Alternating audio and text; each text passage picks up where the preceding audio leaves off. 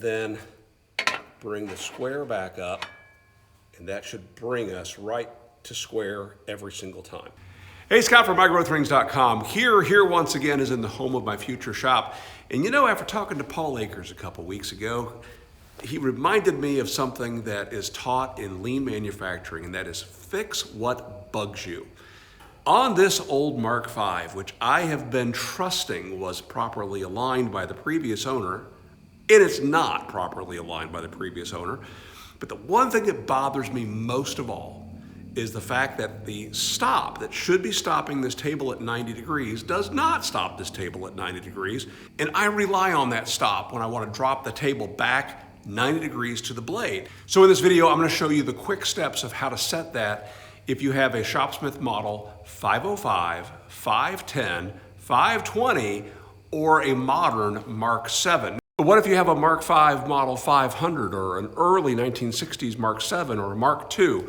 You're not left out. You've got stops on your table in a couple locations, just like my miter gauge here has a stop at 45 and 90 and 45. But let's take a look at how this is done on the modern Mark V, Mark VII. So let me take this moment once again to complain about the 520 table and why it annoys me. I've got this rail right in the way. I can't even see the scale on my protractor without really bending down low to see it. Anyway, that's my problem, not yours. Okay, so what I should be able to do is I should be able to loosen this table, tilt it to whatever angle I need for whatever process I'm doing.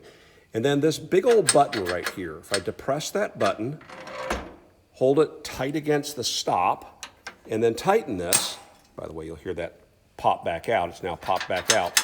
It should be at 90 degrees. My scale is accurate. I set that one day, but my stop is not. So how do we adjust that? Oh, it's pretty easy. Let me show you. Now, you would think it would be this easy. You'd think you'd tighten your headstock down, mount something flat like your sanding disc, maybe a saw blade, tighten your carriage down, make sure everything's tight, and then take a square and hold it against that flat surface and adjust the table until this is flat and square. The problem is that sanding disc isn't flat. What do I mean? Well, it is flat when it's turning 1,000 RPM or so, just like your saw blades. But when it's at rest, there's always a slight little bit of a warp to it. So what we need to do is we need to determine how this is warped and which portion of this is going to give us as square a measurement as possible. So the way we do this is we're going to put something in this miter gauge here. You see I've got a pass-through place where I've got a set screw, and we're going to touch that to the disc and tighten it in place. Now I'm going to just gently tighten this, and let me give this a spin by hand. Think you agree that we're touching? Here we're not. Up over here we are. Here we're not. So what we're going to want to do is we're going to take a piece of chalk and we're going to mark that high spot right there. If we take that chalk mark and bring it up to 12 o'clock, we are going to get a terrible measurement because the disc is leaning forward at this point.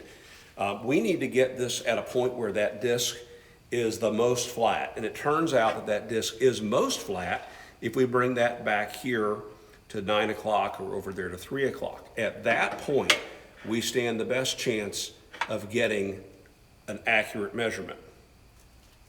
You need to see what I'm seeing.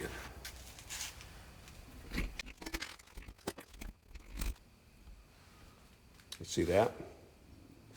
We got a pretty good gap between the disc and the square. Let's go over here just for giggles and align that with our chalk line mark. Yeah, even that is not square. But you can see how we move away and move towards the disc. So I need to loosen the table, and I'm going to tilt the table this direction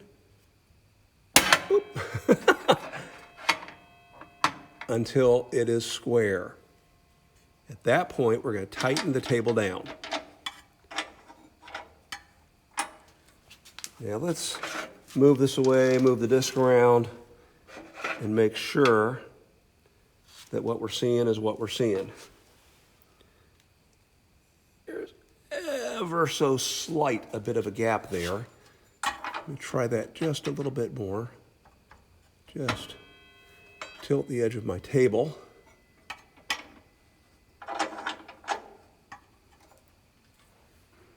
All right, I'm happy with that. By the way, the hub here of the disc can cause some problems. So best practices is actually to have your table above that hub.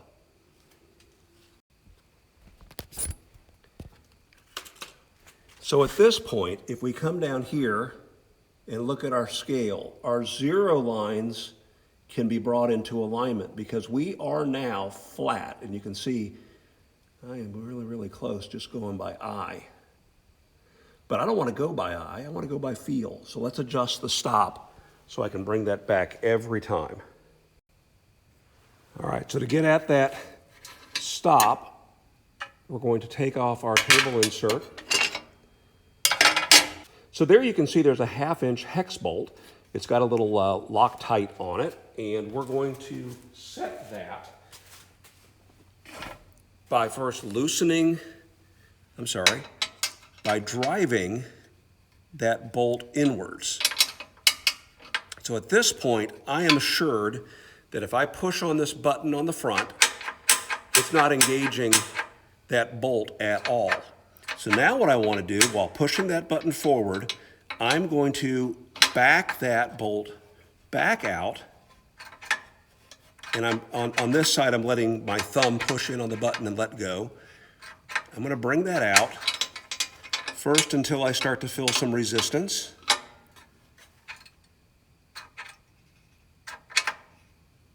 Right there. And now that's actually holding that button in. If I take that bolt and now loosen it, I'm not touching the button at all. I say loosening it, I'm driving the bolt forward just to the point where that bolt slips right on by. So now let's test this. Come back up here.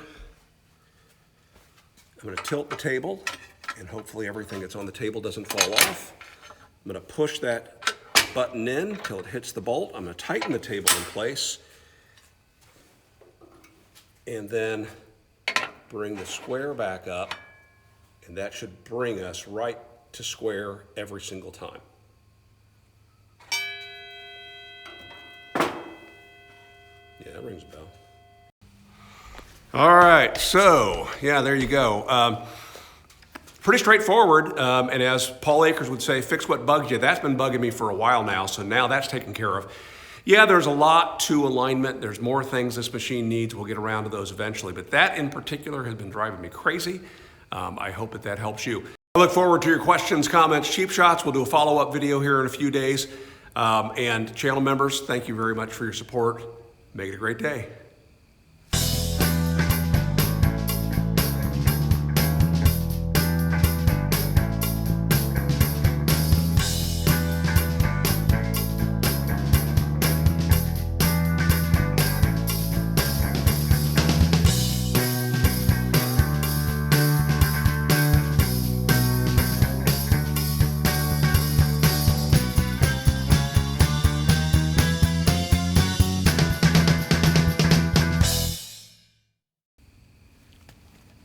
Hey, Scott from MyGrowthRings.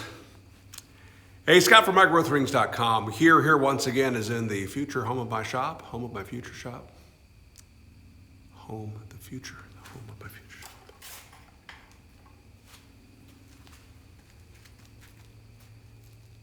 Hey, Scott from MyGrowthRings.com. Here once again is in the home of my future shop. Chad. You're in my head, Chad.